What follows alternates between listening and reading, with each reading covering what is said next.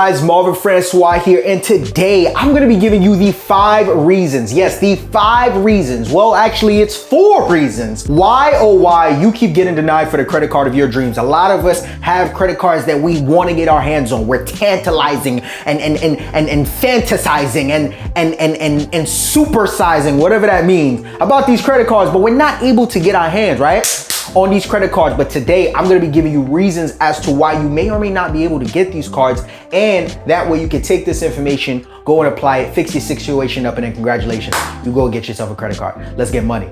Reason number 1 is probably because you have too many negative items on your credit report. A lot of us out here trying to apply for all different types of credit cards, right? Even credit cards like these, but you got 4 collections, 5 delinquent student loan accounts, a bankruptcy, a partridge and a pear tree on your credit report. It's not gonna work. You have to first get your credit fixed, getting those negative items off, all right? I say it all the time in my videos. You can't build on what's broken. I'm gonna say it one more time. You can't build on what's broken. I'm gonna say it a 3rd time as if I'm Dr. Umar. You can't build on what's broken. Get your credit fixed, get the negative items off, and then you will be able to be in better position to get these credit cards. You gotta remember, your credit report is like a financial resume for these banks and lenders. So when they see that you have negative history with other banks and lenders, why would they go and lend you credit the same way? That's like me trying to get with a girl and I've seen her be toxic and terrible to 18 of her past exes, and I'm surprised when the same thing happened to me. That's absolute insanity. You understand? Look, you can't build on what's broken. Get your credit fixed first, get those negative items off, and then from there, you will be in prime position to go and get you a brand new credit card. You understand me? Reason number 2, your length of credit history is just too short. A lot of you who are watching my videos are just getting started with your credit building journey, and I got some good news and some bad news for you, all right? So the good news is, ladies, yes, I am single, all right? Now, I do enjoy long walks on the beach. I prefer to watch Dallas Cowboy games whenever they come on. I am a fan of other sports. Let's bring it back. I got a little bit distracted. That's my bad. That's my bad. Nah, but in all seriousness, if you're just starting to build your credit up, there's good news and bad news. The good news is, congratulations, you are 1 step closer to financial freedom, right? Amazing. The bad news is, it's gonna take you some time, my brother. On average, banks like to see that you have at least 4 to 5 years length of credit history in order for you to look good in their eyes. But what I've come to learn from my personal experience is that once you cross that 6-month to a year mark, you are in decent enough position to go out and get yourself approved for certain cards, like a Discover It cashback card, or like a Apple credit card. In some cases, maybe even like an Amex Blue Cash Everyday card, right? And the list goes on and on and on. But if you are not getting approved for credit cards, you probably do not have enough length of history yet. And unfortunately, unlike all other factors of credit like utilization that you can bring up or down, or payment history that you have full control over, the one thing we don't have control over is time. So unfortunately, I really don't have no other advice for you for this section besides be patient and let your credit build up. And once you reach a certain point, like I said, once you pass that 6-month to a year mark, if you aren't already there,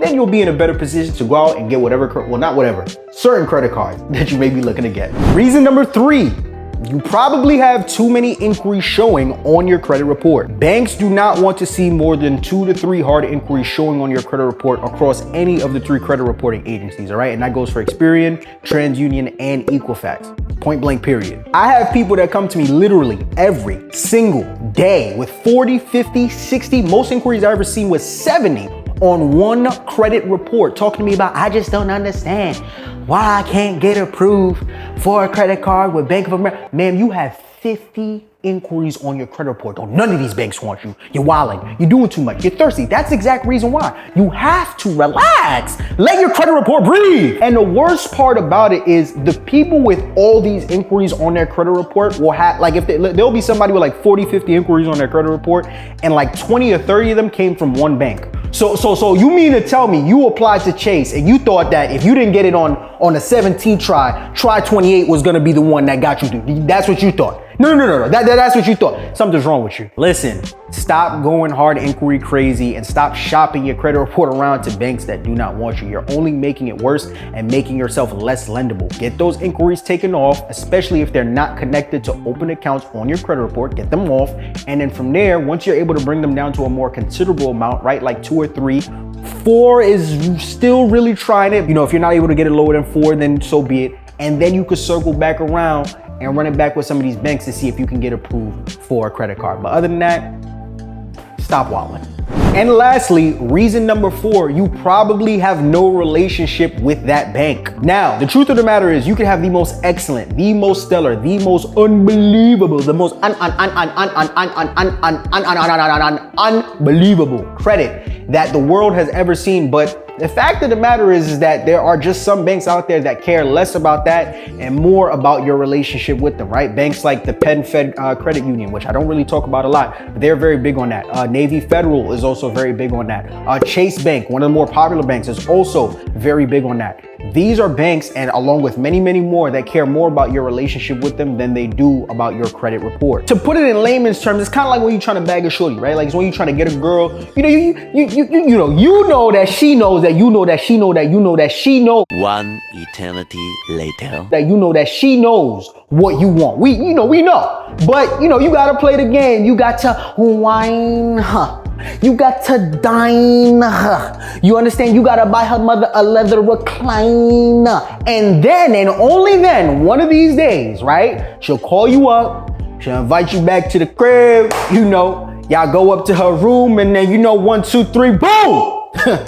Bible study. It works every time. But in all seriousness, there are just some banks out there. You're gonna have to cultivate a relationship with them before they feel comfortable giving you credit. Chase is one of the more notorious ones for that. Like I have a story I tell all the time about a friend of mine who had just started building his credit, had an account with Chase before he started building his credit, and he was doing DoorDash for like a year, making crazy money doing DoorDash, and he had all of his deposits going to his Chase bank account. Once he started building his credit, after like month 2 or 3, he had nothing else on his credit report besides a self-lender account and an authorized user account that he was piggybacking off of his sister.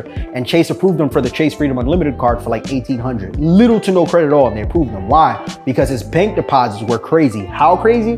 They were so crazy, I was and still am trying to run a pyramid scheme on him. I'll keep you guys posted on that, but just needless to say, he was making money. Chase loved the fact that they were getting all that money, and in turn, they gave him a credit card. There are some banks where you're gonna have to do that. Simply put, open a personal checkings, and you're gonna have to do a couple deposits in that checkings account for the next couple of months. I would say anywhere from 4 to 6+ months. The more the merrier. And then from there, after you've had some consistent deposits into that personal checkings account, you could circle back with that bank, trying to apply for a credit card. And I'm not guaranteeing approval, but you will more than likely be in better position to get approved for those credit cards. But as always, thank you guys so much for tuning into this video. If you want to see more content such as this and so much more in relation to business, finances, and all things credit, make sure you hit the subscribe button below. And also don't forget to take a I can never speak in my videos. Take a second, take a minute, take an hour out of your day right here, right now to just go ahead and slap that like button and show this video some love. I'm Marvin Francois. Bananas are oddly strange. Y'all have been good. I've been great. This has been amazing. And as always, thank you and God bless. Peace.